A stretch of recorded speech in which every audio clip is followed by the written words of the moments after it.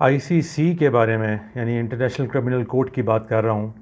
इसके बारे में आपने हाल ही में ख़बरें सुनी होंगी। मुख्तलिफ़ ज़ावियों से ये ख़बरों में रहा है। पहला ज़ाविया तो ऑफ़ कोर्स यही है कि इंटरनेशनल क्रिमिनल कोर्ट जो है उसके जो चीफ़ प्रोसिक्यूटर थे, जो उसके हेड थे करीम ख़ान साहब, उनको हाल ही में 1-2 दिन पहले ही हटा दिया गया अपने ओहदे से। उनके ऊपर सेक्सुअल मिसकंडक्ट के इल्ज़ामात थे जिनकी बुनियाद पे उनको इस ओहदे से हटा दिया गया। उनके ऊपर इल्ज़ामात की नौइयत अगर आपने देखनी हो तो आप जाके गूगल कर लीजिए। बुनियादी तौर पे एक ही ख़ातून है, सायरा नाम उनका बताया जाता है, मेरा ख़्याल है मलेशिया से हैं, जिन्होंने उनके ऊपर ये इल्ज़ामात लगाए कि उनके साथ वर्क प्लेस में भी और वर्क ही के पॉइंट ऑफ व्यू से जब वो सफ़र वगैरह किया करते थे तो वहाँ पर होटलों के अंदर उनके साथ कोई यानी बाकायदा हम बिस्तरी का तो इल्ज़ाम नहीं है, या रेप वगैरह का तो नहीं है, लेकिन हरासमेंट का और ग्रुपिंग वगैरह का, यानी वो जो थोड़ा बहुत इससे कम तर दर्जे की जो चीज़ें की जाती हैं, उसके इल्ज़ामात उन्होंने उनके ऊपर लगाए थे, जिनकी बुनियाद पर उनको हटाया गया। ये एक ख़ातून थी, लेकिन इसमें उनकी एक हिस्ट्री को इस्टेब्लिश करने के लिए एक दूसरी दो ख़ातून को भी लाया गया जो 2009 से कि उनके ऊपर इल्ज़ामात लगा रही थी कि जी नहीं, इस तरह इससे मिलते जुलते मामलात उन्होंने मेरे साथ एक बहुत अर्सा पहले भी किए थे। हम नहीं जानते कि उन इल्ज़ामात की में कितनी सदाकत है कितनी नहीं है, लेकिन ये हम जानते हैं कि जो चीज़ें लीक होने की सूरत में सामने आई, क्योंकि ये इंक्वायरी उनके ऊपर 2000 मेरा ख़्याल है 21-22 से चल रही थी, और 2024 के अंदर तो बाकायदा उनके ऊपर इसको हवाले किया गया उनकी जो एक ट्रिब्यूनल था उसके, कि वो इसके ऊपर फ़ैसला करे, वो इसके ऊपर इन्वेस्टिगेट करे। उन्होंने इन्वेस्टिगेट किया तो उसकी बुनियाद पे अभी रिसेंटली जो जितने भी मेंबर स्टेट्स हैं उन्होंने वोटिंग करके उनको निकाला है। 125 में से ग़ालिबन 82 ने उनको निकालने की तरफ वोट किया है। उसके बारे में उनका अपना जो वर्जन है करीम ख़ान साहब का, वो तो इससे डिनाई करते हैं इन सब चीज़ों को, और कहते हैं अगर कुछ थोड़ा बहुत हुआ भी था तो कंसेंशुअल था। और दूसरा वो ये कहते हैं कि इसके ऊपर इंक्वायरी हो चुकी है और जो ट्रिब्यूनल बैठा था उसने बियॉन्ड रीज़नेबल डाउट के दर्जे का कोई एविडेंस नहीं प्रोवाइड किया, बल्कि माना है उन्होंने कि इस सारी एक्टिविटी में बियॉन्ड रीज़नेबल डाउट जो किसी शख्स को ऐसे केसेस में इम्प्लिकेट करने के लिए चाहिए होता है वो नहीं पाया गया, लेकिन इसके बावजूद मुझे हटा दिया गया है। तो हम सब जानते हैं कि ये बात वो क्यों कर रहे हैं, और उनको हटाने के पीछे अगर कोई कंस्पिरेसी थ्योरी है उससे भी हम सब वाकिफ़ हैं कि उन्होंने बुनियादी तौर पे 2024 में, जब 2023 में ये जंग छिड़ी, गज़ा वॉर जो छिड़ी, मतलब उसको वॉर तो नहीं कहना चाहिए, गज़ा के ऊपर जब इसराइल ने अपनी जेनोसाइडल वॉर को इम्पोज़ किया, उसके ऊपर इन्होंने इंक्वायरी खोली और उसके नतीजे में इन्होंने 5 अफराद के बारे में वारंट जारी किए, जिनमें से 2 इसराइली थे और एक नेतन्याहू थे, और एक जो दूसरे योआव गैलेंट उनके मेरे ख़्याल से जो डिफेंस के सेक्रेटरी थे, इनके ख़िलाफ़ उन्होंने वारंट जारी किए। और उस दिन से लेके करीम ख़ान साहब की ये सारी एक्टिविटीज़ ज़्यादा सामने आनी शुरू हो गई, और लोग जो माजी के ऊपर थोड़ी नज़र रखते हैं वो जानते हैं कि ये पूरा एक पैटर्न है जो इस तरह के मामलात में फिर अडॉप्ट किया जाता है, जो वो कह रहे हैं कि शायद इस मामले में भी किया गया है।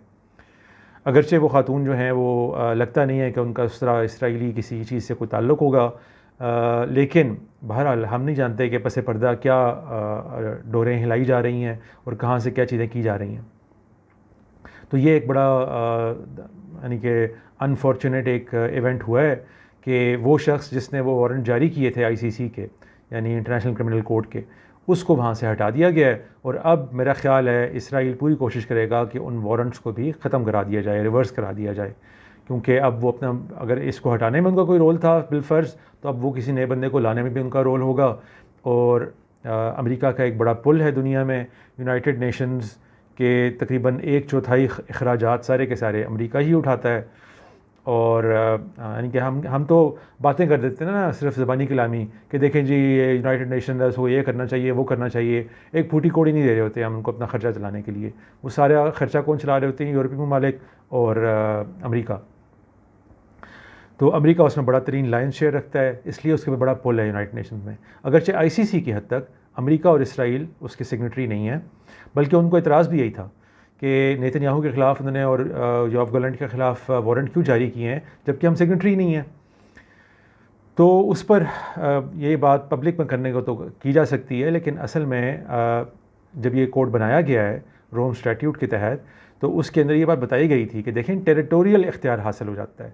यानी ये तो मुमकिन है कि आप उसके सिग्नेटरी नहीं हैं, लेकिन जिस मुल्क पर हमला हुआ है, जिस तरह इस सूरत में फ़लस्तीन को एक स्टेट की हैसियत से ICC में रिप्रेजेंटेशन हासिल है, तो चूँकि एक ICC के सिग्नेटरी मुल्क के अंदर आपने हमला किया है, तो ऑटोमेटिकली आप उसकी जुरिस्डिक्शन में आ गए। यानी अब आपके साइन करना मैटर नहीं करता, अब हम आपके ख़िलाफ़ वारंट जारी कर सकते हैं, आपके बंदों को ट्राई कर सकते हैं। ये ICC का पूरा मोडस ऑपरेंडा है। तो इसके तहत उन्होंने कहा कि हमने वारंट जारी किए हैं, जिसको उन्होंने डिस्प्यूट किया आज तक।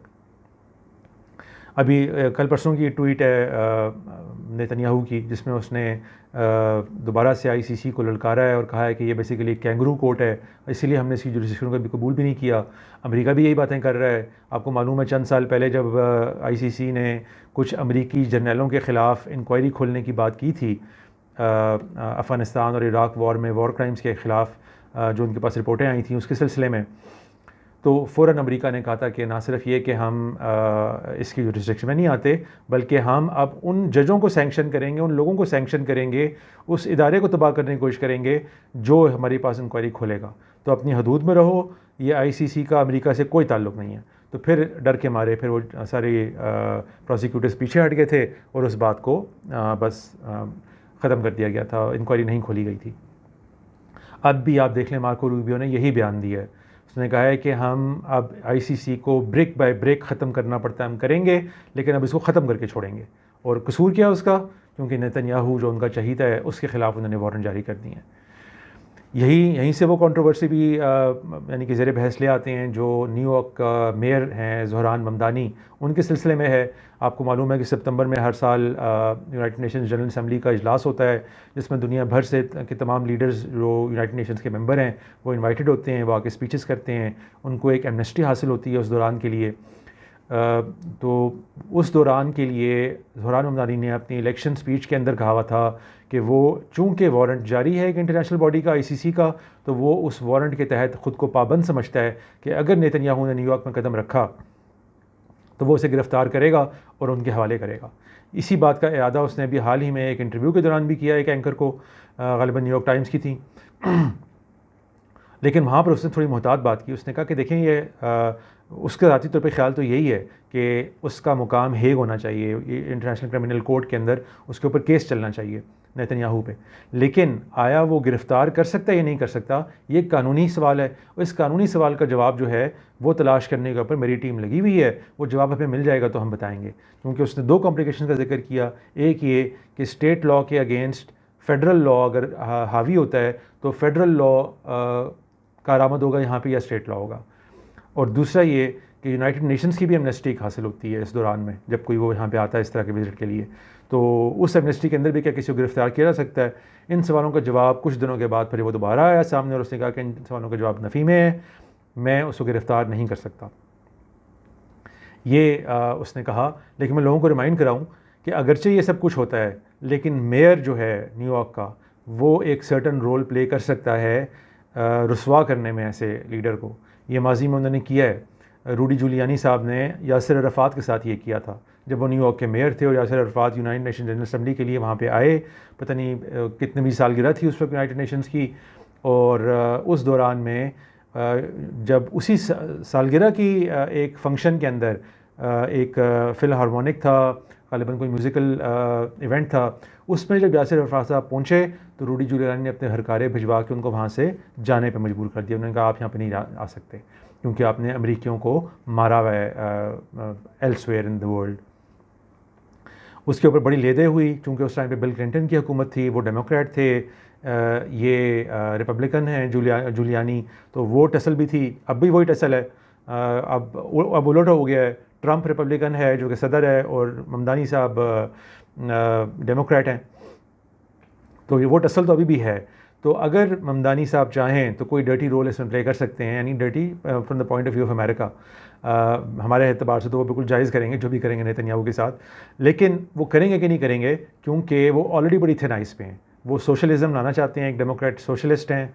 AOC जो उनके यहाँ अलेक्जेंड्रिया ओकासियो-कोर्टेज़ हैं, और बर्नी सैंडर्स हैं जो एक बड़ा लेफ़्ट विंग का स्टांस रखते हैं डेमोक्रेटिक पार्टी के अंदर भी। आपको पता है डेमोक्रेटिक पार्टी जो है बुनियादी तौर पे लेफ़्ट की पार्टी है, लेकिन उसमें सेंट्रिस्ट बहुत ज़्यादा हैं और over the past few years तो सेंट्रिस्ट उनके यहाँ बहुत ज़्यादा तादाद में है। बल्कि अगर ये कहा जाए कि अमेरिका दरअसल अपने सारे लेफ़्ट विंगर्स की वजह से ये सारी उसमें बेहतरी आई है। यानी आप शुरू से देख लें, आप जंग अज़ीम अव्वल में जब वुडरो विल्सन ने अपने 14 निकात दिए, वहाँ से दुनिया के अंदर बेहतरी आनी शुरू हुई। जंग अज़ीम 2 में अटलांटिक चार्टर हुआ, वो किसने किया? FDR ने, फ्रैंकलिन डी रूजवेल्ट ने, वो भी डेमोक्रेट था। उसके बाद हैरी ट्रूमन आया, ट्रूमन भी डेमोक्रेट था, उसने भी जनाब मार्शल प्लान का ऐलान किया।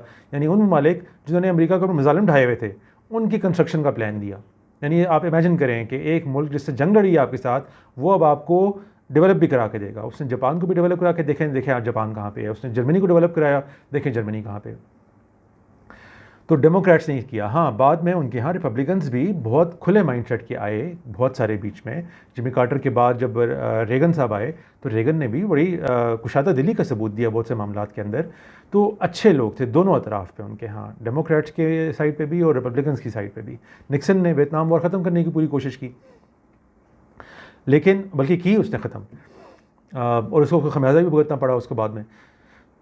लेकिन ये जो बिल क्लिंटन के बाद से आप कह लें, जैसे ही जॉर्ज बुश आया, यानी जॉर्ज बुश सीनियर भी नहीं, वो भी एक ऐसे ज़माने में आया जिस ज़माने में ठीक है उसने फ़र्स्ट गल्फ़ वॉर तो लड़ी, लेकिन मैं अपने दीन से लिंक करके आपको उससे बता चुका हूँ कि ये दरअसल हज़रत ईसा अलैहिस्सलाम की दुनिया में नज़ूल के बाद का टाइम चल रहा था, जो बहुत ही आलीशान टाइम था सारी दुनिया के लिए। 90 की पूरी दिहाई उसी में गुजरी है, कमाल का वक्त था। लेकिन ये फिर जैसी 2000 की दिहाई शुरू हुई है, जॉर्ज बुश पावर में आया है, जॉर्ज बुश जूनियर जो है, जॉर्ज W बुश जब आया, तो उससे आके सारी ख़राबी का दोबारा आगाज़ हुआ। रिपब्लिकन्स इंतहाई तंग नज़र, रेसिस्ट, बिगेट्स, दूसरे मज़ाहिब से ख़ास कर से इस्लाम से नफ़रत करने वाले, ये लोग वहाँ पर रिपब्लिकन साइड पे आ गए। डेमोक्रेट साइड पे ऐसा नहीं था अभी भी। डेमोक्रेट साइड पे ओबामा जब आया तो आपने देखा कि उसने आके ईरान के साथ भी दोस्ती का हाथ बढ़ाया, बल्कि JCPOA डिस्पाइट इसके कि इसराइल ऑलमोस्ट फ़ज़ाई हमला करने वाला था, उसने तेज़ी से JCPOA करा के उसने इस मामले को ठप करा दिया अपने दौर में, जिसके उसको फिर प्राइस पे करनी पड़ी। आज तक इसराइल उससे खफा है और उसके डेमोक्रेटिक पार्टी के इस तरह के लोगों से बचने के लिए अब वो APEC के थ्रू कितने पैसे लगवा रहे हैं। खैर, अब उनको इंतहाई अपनी मर्ज़ी के लोग मिल गए हैं ट्रंप की कैबिनेट के अंदर, तो ये सारा मामला रिपब्लिकन्स और डेमोक्रेट्स का यूँ चलता है वहाँ पे। इसके बावजूद मैं ये कहना चाह रहा हूँ कि ICC के इस मामले के अंदर अब करीम खान के जाने के बाद मुझे नहीं मालूम कि नेक्स्ट इन लाइन कौन है। करंटली जो 2 डिप्टी हेड हैं वहाँ पे, डिप्टी प्रोसिक्यूटर्स जो होते हैं, वो 2 मिल के चला रहे हैं अभी इसको, जब तक नया इलेक्शन नहीं होता। नया इलेक्शन पता नहीं कब होता है। ये जो इस तरह के मामला होते हैं बड़े लॉन्ग रनिंग होते हैं, बड़ा टाइम चाहिए होता है इनके इलेक्शन वगैरह के लिए, हमें नहीं पता इसमें कितने महीने या साल लगते हैं। ये 2 डिप्टी चला रहे हैं, एक जो है वो गालिबन मुसलमान है और एक जो है वो कोई अफ्रीकी है। तो मुझे नहीं पता उनका क्या माजी है क्या नहीं है, और वो किस हद तक इस वारंट की ऊपर जो प्रेशर आएगा उसको बर्दाश्त कर सकेंगे। तो देखते हैं आगे क्या होता है। लेकिन अभी तक इसराइल को कह सकते हैं इसराइल 1 ICC 0, कि इसराइल को इस मामले में फ़तह हुई है। अब देखते हैं आगे क्या होता है। तो ये मैं चाह रहा था कि ICC के पॉइंट ऑफ व्यू से, और मैं लोगों को थोड़ा याद भी कराना चाहता हूँ कि हम इन मामलात को जब डिस्कस करते हैं तो हम तारीख़ की रोशनी में करते हैं। अमेरिका का अगर इसके ऊपर कोई पॉइंट है कि भाई हमें ना टारगेट करें, अब ठीक है हमें के अंदर वो इसराइल को भी ले आया है, लेकिन पहले वो इसराइल को नहीं लाया हुआ था, और अभी वो जो लेकर आया है तो वो ये कह रहा है कि हम इस ICC को बिल्कुल ख़त्म करेंगे, जड़ से उखाड़ेंगे। जब अमेरिका इस तरह का कोई इरादा बना ले तो ये जिस किस्म की ताकत उसको इस वक्त दुनिया में हासिल है, और ये सारी दुनिया जो हम देख रहे हैं पिछली 8 दिहाइयों में, ये अमेरिका की पैदा करदा है, उसकी बनाई हुई है, वो इसका चीफ आर्किटेक्ट है। वो जब ये फ़ैसला कर ले तो मुझे नहीं मालूम कि ICC कितना रेजिस्ट कर पाएगा। इसलिए और वैसे भी होना क्या है, यानी ICC में भी केस ही चलना है ना, केस में कहाँ कामयाबी मिल जाएगी ICC वालों को? वो कहाँ से साबित कर पाएंगे वहाँ पे कि वाकई वो वॉर क्राइम्स हुए हैं, वाकई वो चीज़ें हुई हैं? वो भी एक इंतहाई जान जोखों का काम होगा, और वो केसेस भी सालों चलते हैं। वो अफ्रीकी लीडर के ख़िलाफ़ भी सालों चले हैं, और उनकी गिरफ़्तारी भी जो है वो कई दिहाइयों के बाद भी हुई है। तो बड़े लॉन्ग रनिंग प्रोसेस हैं। मुझे नहीं पता इससे क्या बनता है क्या नहीं बनता, लेकिन मुझे नहीं लगता कि जब America has put it's foot down तो आईसीसी को ज़्यादा दिल चलने दिया जाएगा। हाँ, जो चीज़ सामने आ रही है वो ये है कि यूरोप एक बड़ा डिफरेंट स्टांस लेता जा रहा है। यानी वो जो अखलाकियात का भारीपन आपको इससे पहले अमेरिका पे नज़र आता था, वो लगता है शिफ्ट हो गया यूरोप की तरफ। अब इवन बरतानिया जैसे मुल्क ने और बाकी यूरोपीय ममालिक ने खुल के कह दिया, जब अमेरिका ने कहा कि आईसीसी को हम ये करेंगे वो करेंगे, तो यूरोपीय ममालिक ने खड़े होकर कहा कि नहीं, आईसीसी को हम कुछ भी नहीं होने देंगे। तो देखें ये अब टसल कहाँ तक जाती है, क्योंकि एक रिफ्ट जो पैदा कर दिया है ट्रंप ने अपने एलाइज़ के माबैन, नेटो एलाइज़ के माबैन, वो रिफ्ट कहाँ तक जाती है।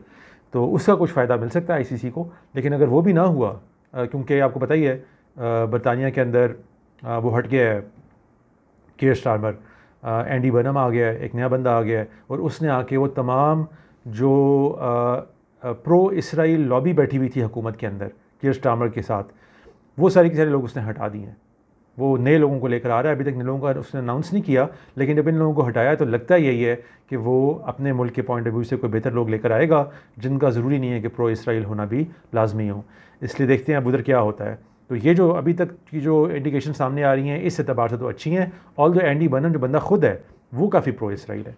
तो देखते हैं अभी क्या होता है। ये है जी आईसीसी के बारे में मेरी अदना सी राय। आने वाले दिन बड़े इंटरेस्टिंग होंगे ये देखने में कि क्या इसराइल इन वारंट्स को रिवर्स कराने में कामयाब होता है या नहीं।